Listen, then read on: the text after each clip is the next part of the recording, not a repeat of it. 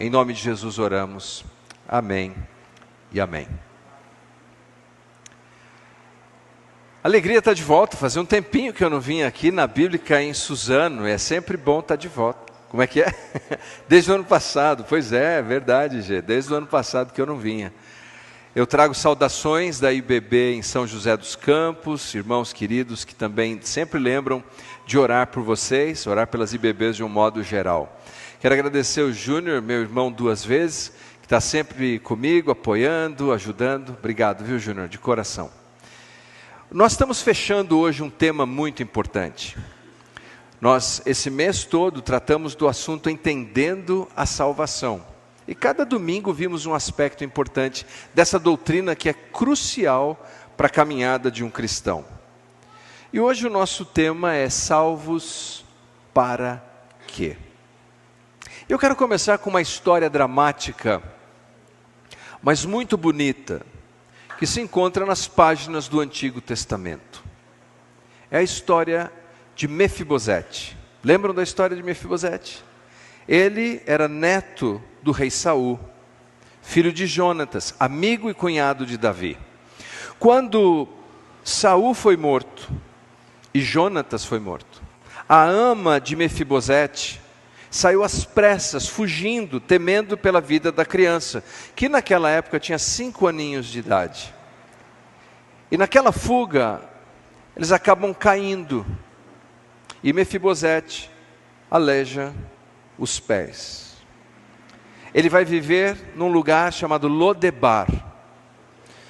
A tradução de Lodebar não é uma tradução muito fácil. Ei, obrigado, Deus te abençoe, viu? Que você case com uma moça bonita, tenha muitos filhos, tá? A tradução de Lodebar não é muito clara. Ela pode significar um lugar sem pasto, um lugar sem palavras, um lugar sem comunicação, um lugar de escassez.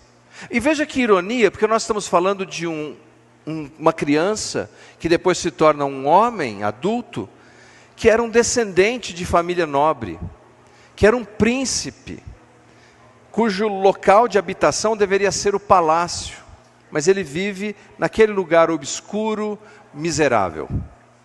É lá que finalmente o rei Davi vai buscá-lo, e quando o encontra, ele se apresenta assim: eu sou apenas um servo, um escravo, eu sou um cão morto.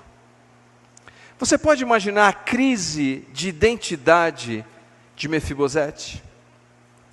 Príncipe, mas se vê como escravo.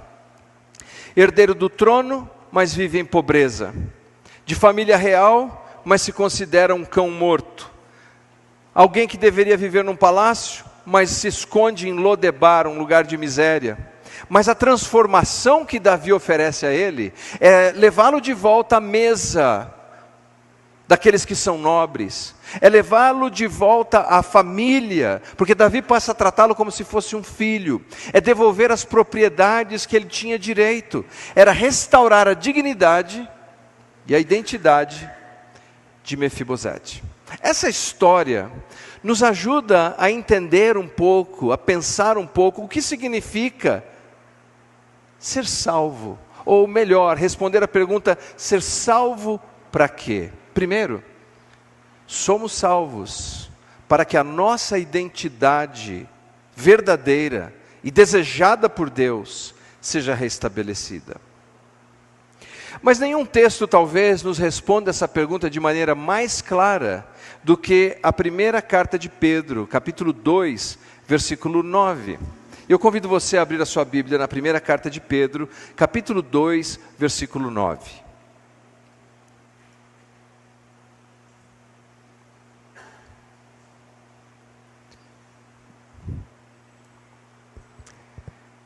Se você encontrou, diga amém. Diz assim a palavra de Deus: vós, porém, sois raça eleita, sacerdócio real, nação santa, povo de propriedade exclusiva de Deus, a fim de proclamardes as virtudes daquele que vos chamou das trevas para a sua maravilhosa luz. Nós sabemos que essa carta foi escrita por volta do ano 64 depois de Cristo, quando o imperador Nero estava perseguindo os cristãos. E essa perseguição era terrível. Veja você um dado curioso. Para o Império Romano, um cristão era considerado ateu. Por quê? Porque os romanos e os gregos tinham um panteão de deuses que eles adoravam, muitos deuses, falsos deuses. E os cristãos não acreditavam em nenhum daqueles deuses, acreditavam apenas no único e verdadeiro Deus. E porque os cristãos desprezavam a adoração de todos esses deuses, inclusive a adoração ao imperador, eles consideravam o cristão como um ateu.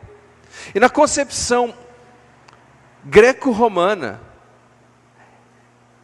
esse ateísmo trazia sobre a sociedade a ira dos deuses. Então, tudo que fosse ruim que acontecesse na sociedade, a culpa era de quem? Dos cristãos. Era culpa dos cristãos. Em função disso, os cristãos acabaram por se tornar párias sociais. Eles eram desprezados pelo Estado, pelo governo romano. Eles sofriam preconceito na sociedade onde estavam inseridos.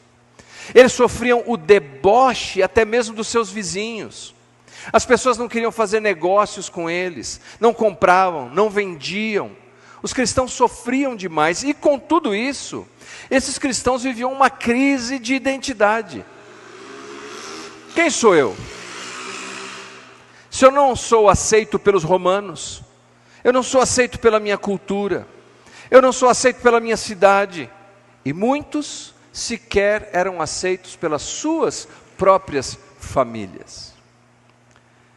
Meu avô, senhor Silvério Tarrataca, gente boa, mas cabeça dura que só, como um português normalmente é. Quando eu me converti ao Evangelho, ele me disse com todas as letras: Leandro, não há nada mais em você que eu aprecio. Veja você, eu sou o primeiro neto dele, eu tinha 14 anos de idade. Ele disse: não há mais nada em você que eu aprecio. E aí rapidamente ele disse: uma pergunta, Leandro, você ainda torce para o São Paulo? Eu disse: sim. Então tem uma coisa na sua vida que eu ainda aprecio. Mas o meu avô não entendia muito de futebol, pelo menos pensam assim os corintianos, os palmeirenses, os santistas. Mas imagine o que é isso, você ter a sua identidade comprometida por todos aqueles que estão à sua volta. Essa jovem de 14 anos de idade, chamada Aurora Mardiganian, em 1915, ela, armênia, sofreu a perseguição do Império Otomano, que praticamente queria praticar um genocídio contra os armênios. E eles levavam essas pessoas por um caminho chamado o caminho da morte. Eles levavam para o deserto, na expectativa de que eles morressem de sede, de fome, de inanição. E essa menina, aos 14 anos de idade, teve que se fingir muçulmana para poder sobreviver. E mesmo fazendo isso, ela ainda foi vendida como uma escrava. Ela perdeu por anos totalmente a sua identidade, o seu nome, a sua família, os seus valores, os seus princípios cristãos. Até que finalmente ela conseguiu a sua liberdade, recobrou a sua cidadania, e ela escreveu um livro chamado Havest Armênia, Armênia Devastada. Mas a história dela, a história de Mefibosete, nos ensina o seguinte: que quem define a nossa identidade, quem nós somos, não são as circunstâncias que nós vivemos, não é a opinião das pessoas a nosso respeito, é o Deus Todo-Poderoso. Somos salvos para quê? Primeiramente, para que a nossa verdadeira identidade seja restaurada por Deus. Note então que nesse texto nós nos deparamos com um conector, aqui na carta de Pedro, capítulo 2, versículo 9. Ele diz assim: vós, porém. Por que ele diz vós, porém? Porque o versículo anterior, o versículo 8, Pedro diz que Jesus é a rocha, que é adorada por alguns, mas rejeitada por outros. Que aqueles que rejeitam essa rocha sofrerão o justo juízo de Deus. Mas aqueles que se agarram a essa rocha são salvos por ela. E é por isso que nesse contraste Pedro faz sobre como é que lidamos com a pessoa de Cristo. Ele diz: vós, porém, vocês são uma raça eleita, uma nação santa, um povo especial, uma propriedade exclusiva de Deus. No meio dessa situação que vocês vivem, Deus atribui qual é a sua identidade e qual é a sua missão. Ele fala de 4 características, e eu vou brevemente compartilhar com vocês 4 características da nova e da verdadeira identidade que nós temos em Cristo Jesus, por causa da nossa salvação. Salvos para quê? Para que a nossa verdadeira identidade seja estabelecida e a nossa verdadeira missão possa ser cumprida. Primeiro, geração eleita ou raça eleita. Genos eklekton no grego. Genos carrega essa ideia de ser gerado. Eles eram rejeitados pelo império, desprezados pela cidade e pela cultura, debochados dos seus vizinhos, mas eram um povo gerado por Deus. Gerado e eleito, escolhido por Deus. Lembra do Antigo Testamento, a história de Isaac? Lembram? Como é que ele nasceu? Ele nasceu por um ato soberano, milagroso de Deus, que fez com que numa situação improvável e humanamente impossível, Isaac fosse gerado. E sendo gerado ali, Deus fez dele o seu eleito. Veja que linguagem paralela e maravilhosa para aqueles que creem em Cristo. Quer dizer que Deus, o Deus soberano, olha para cada um de nós. E quando depositamos nossa fé em Jesus como o único e suficiente Salvador, nós somos gerados nessa família de Deus que é a igreja, que é eleita por Ele. Ou seja, se eu e você formos rejeitados por qualquer pessoa, pressionados por qualquer situação, Deus não nos rejeitou. Deus soberanamente disse: vocês são o meu povo agora. Vocês são a igreja, o ajuntamento santo do Evangelho de Cristo. Eu penso se isso não nos ajuda a pensar a vida, porque todos nós, sem exceção, em algum momento, vamos ter essa crise da identidade de quem nós somos. Por exemplo, às vezes, a crise se dá assim: desde pequeno, nós vamos sendo definidos pelos papéis que desempenhamos, não é? Você é filho de quem? Depois, você é pai de quem? Depois, você é marido de quem? É mulher de quem? Não é assim? Mas à medida que o tempo vai passando, esses papéis, eles vão colapsando, vão mudando, os filhos crescem, o emprego muda, a aposentadoria chega. E de repente nós olhamos e perguntamos: mas quem sou eu? Eu não tenho mais aquela posição que eu tinha, eu não tenho mais aquele status que eu tinha, eu não tenho mais aquela referência que tinha. Quem sou eu? E assim como eles, que viviam essa crise de identidade, Pedro tem uma resposta inspirada pelo Espírito Santo. E diz: você é parte dessa raça eleita, dessa geração eleita. As circunstâncias não definem quem você é. O Deus Todo-Poderoso define. Segunda característica, ele diz que nós somos um sacerdócio real. Bem, a ideia de sacerdócio, veja que a linguagem que Pedro usa é bem veterotestamentária. Ser um sacerdote significa ter livre acesso a Deus. E esse texto é tão maravilhoso porque ele ensina uma doutrina importante, que se chama o sacerdócio universal de todos os que creem. Ora, o que significa isso? Significa que eu não sou mais sacerdote que você. Significa que eu não tenho mais acesso a Deus que você. Significa que você tem tanto acesso a Deus quanto eu tenho. Com isso eu não quero dizer que a Bíblia não ensine que não devemos viver em comunidade, ou que não tenhamos um oficialato de presbíteros, diáconos na igreja. A Bíblia ensina isso. Ensina que devemos orar uns pelos outros, mas em nenhum momento a Bíblia ensina que existe um mediador entre você e Deus. Você agora, como diz Pedro, faz parte dessa casta sacerdotal que tem acesso direto a Deus. Pense nisso. Pode ser que em algum momento de luta ou desafio pessoal, você me ligue às 3 da manhã. Você me liga às 3 da manhã porque você está enfrentando um desafio e um problema. E aí você vai receber esta mensagem. Após o sinal, deixe o seu recado.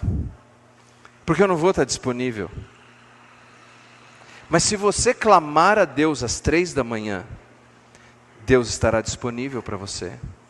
Deus estará disponível para você 7 dias por semana, 24 horas por dia, porque Ele fez de você um sacerdote. Alguém que tem total acesso a Ele. Mas note a beleza do texto, que não apenas diz que nós somos sacerdotes, mas diz que é um sacerdócio real. A ideia aqui é que nós fazemos parte desse vínculo com o Rei dos Reis e o Senhor dos Senhores. O nosso sacerdócio faz parte do governo de Cristo. E Cristo nos convida a participarmos com Ele como corregentes. Quando nós oramos, Deus está nos dando a oportunidade de fazermos com que a sua vontade se manifeste na terra. É por isso que a oração é uma dádiva, porque ela nos alinha com a vontade de Deus, e ao mesmo tempo Deus vai respondendo, e as coisas vão acontecendo para o avanço do Evangelho. Mas nós precisamos aprender a orar com fé. Porque Deus só responde a orações que são feitas segundo a sua vontade, e são feitas com fé. O meu amigo, o professor Derek Stringer, que é um pregador do Reino Unido, já esteve aqui em Suzano, ele diz assim: se nós queremos que uma igreja cresça, nós não podemos orar sem fé, dizendo: Senhor, manda 1000 pessoas aqui, se nós não cremos nisso. Ele diz: se nós cremos, temos que orar: Senhor, manda 5, manda 10. E algumas vezes nós fazemos orações que nós sabemos que não cremos. Nós fazemos pedidos que nós não cremos. Quando há muitos anos eu estava começando ainda no ministério, aliás, alegria ver vários aqui que eu conheci no começo do ministério, aqui. E veja você, eu fazia muitas visitas, não tinha carro. A propósito, para você ter uma ideia do tempo, não existia Uber na época. E você fazia a pé, fazia de carro, tomava chuva. E eu me lembro que um dia eu estava orando: Senhor, eu preciso de um carro. Vai facilitar tanto o meu trabalho pastoral se eu tiver um carro. Mas enquanto eu orava, eu pensei: mas você tem habilitação? Não. Então vou mudar essa oração. Senhor, eu preciso de habilitação. A habilitação é caro hoje, era caro ontem, e não sei se será caro amanhã. Senhor, eu preciso de habilitação. Porque agora a minha fé está canalizada na coisa certa. Eu preciso de uma habilitação. Mas enquanto eu orava pela habilitação, me veio um outro pensamento: você enxerga bem? E na época eu era míope, eu fiz cirurgia. Eu era míope. Eu disse: não, para eu tirar a habilitação, para depois ter um carro, eu preciso primeiro, Senhor, eu preciso de óculos. Olha como a minha oração mudou. Eu comecei falando de carro, terminei falando de óculos. Não é que Deus não responde orações, Deus responde. Deus é acessível, mas Deus responde às orações que são feitas segundo a sua vontade, e são feitas em fé. Avalie como você conversa com Deus, porque você tem acesso a Ele. Mas talvez você está falando algo tão grande, que você ainda não tem fé para isso. E segundo, talvez você está falando de algo que é tão grande, mas ainda não é a etapa em que você se encontra na sua vida. Como é considerar que você tem esse privilégio, de que o Deus Todo-Poderoso se faz disponível a você, não é só o pastor, não é só o líder da igreja, a você, 7 dias por semana, 24 horas por dia. Como isso pode mudar o seu coração, as suas inseguranças, a sua falta de paz ou falta de esperança? Deus, Ele está disponível para você. Crê nisso? Isso nos leva então ao a terceira característica, nação santa. A palavra santo, você sabe, ela significa ser separado, mas carrega também uma ideia de singularidade, de ser alguém fora do comum. A Bíblia é um livro santo, um livro sagrado, é diferente de qualquer outro livro, ele é singular. E como estes irmãos, nós sabemos, eles estavam passando uma pressão tão grande, social, familiar, que as pessoas os excluíam de tudo. Eles eram empurrados. E essa sensação de exclusão é muito ruim. Já se sentiu excluído alguma vez? Todo mundo já viveu algum momento e falou, poxa, me excluíram. Mas especialmente a exclusão por causa da sua fé, ela é mais dolorosa. E Pedro inverte essa lógica, e ele diz assim, a razão por que você está sendo isolado, afastado, é porque Deus tem um propósito especial. Você faz parte de um povo santo, separado, exclusivo. Esse povo sobre quem Deus coloca o seu talento, o seu tesouro, a sua bênção. O que ele está dizendo é, cada vez que alguém excluir você por qualquer razão, especialmente quando você faz o que é virtuoso, não veja isso como um problema, veja isso como a boa mão de Deus trabalhando na sua vida para algo que é especial. Ao longo da história, nós sabemos que os cristãos foram usados por Deus para alcançar os órfãos, para construir hospitais, escolas. Os cristãos lançaram os fundamentos do método científico. Pense em Blaise Pascal, em Newton, todas essas pessoas, por quê? Um povo especial para Deus. Uma nação que é separada, que é santa para Deus. É daí que veio o nosso valor. Olha só. Uma ilustração cara. Está disposto a ver uma ilustração cara? Posso?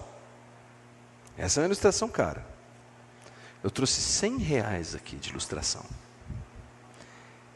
Olha só. Essa nota está até em boas condições.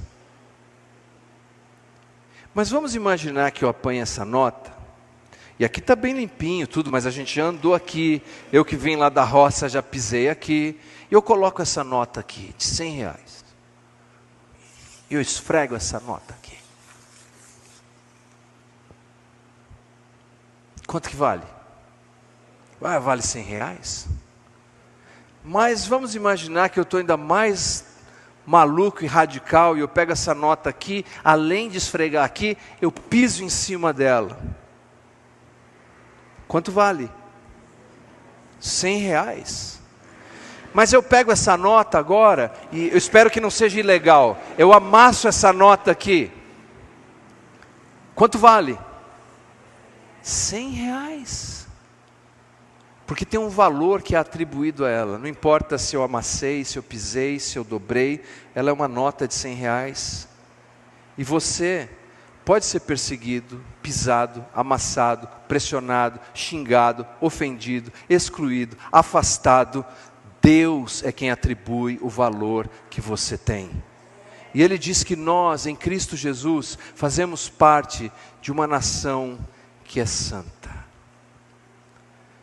E chegamos na nossa quarta característica, povo de propriedade exclusiva de Deus. Aqui carrega a ideia de que Deus nos comprou, e nós sabemos, Deus não nos comprou com pedras preciosas, com joias, com prata, com ouro. Deus nos comprou com o sangue precioso do seu Filho Jesus. Que preço é esse que foi pago pelas nossas vidas? E Ele diz, porque eu comprei você, você é a minha propriedade exclusiva, você pertence a mim.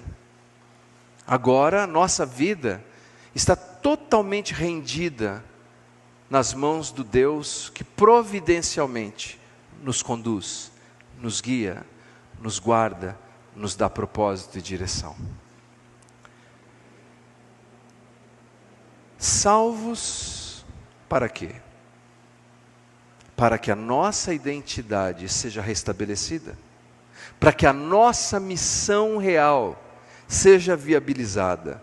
Note que o resultado final de Pedro, para essas pessoas que foram rejeitadas pelo império, pela cultura, pela sociedade, pela família, ele fala todas essas características dessa identidade que eles têm em Cristo Jesus. Aí ele diz no final, para que anuncieis as virtudes daquele que vos chamou das trevas para a sua maravilhosa luz. Quer dizer, Deus me dá essa nova identidade, Ele me restaura totalmente, Ele me faz alguém que não depende mais dos valores dessa sociedade, para que no final do dia eu seja um instrumento para anunciar as virtudes do Deus que faz tudo isso maravilhosamente. Amanhã é segunda-feira.